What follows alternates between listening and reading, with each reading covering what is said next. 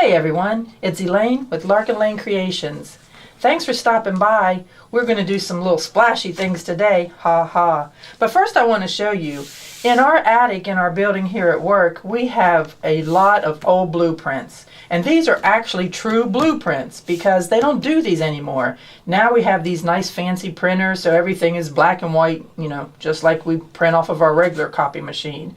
So when I can get these, I try to. I've given them out to a couple groups. I've gone and made some rolls and everything so that everyone can have them. As a matter of fact, I've made about 80 rolls of them, but they are so precious to me. This one I happen to hold on to because when I was going through our basement and cleaning out some stuff here, these were from 1974. So I thought that was pretty cool. I was actually still in high school. Anyway, let's get to what we're going to do today. I had mentioned before about some rocks that I had done, actually boulders, not just rocks.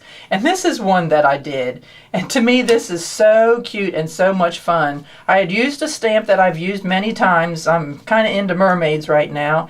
And it's a stamp from, a stencil from iStencils. And it's from the collection from Patty Tally Paris. And then I used a splash that I think the splash may have come from Stencil Girl. And then, of course, I embellished it a little bit to make it look like a real splash. But this is one big old boulder. It's flat. I didn't do anything to the back, so you can see. But what I will do is I will spray some sealant on the whole entire thing. But I'm hoping someone gets it from me and puts it by their swimming pool. You all do remember where this came from, don't you? From the Beverly Hillbillies and their cement pond. Next thing that I took is I was given, they are very lightweight, extremely textured, but they're wood. And my boss told me that they put it through some kind of press or something to make this happen, this texture.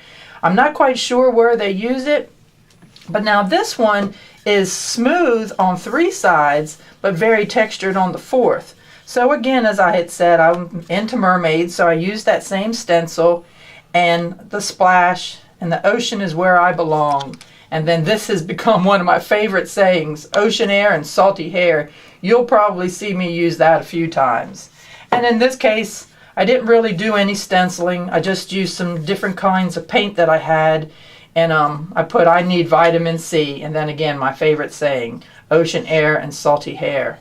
So I hope you enjoyed my little demo today and just some of the stuff I've done so we could make a splash together.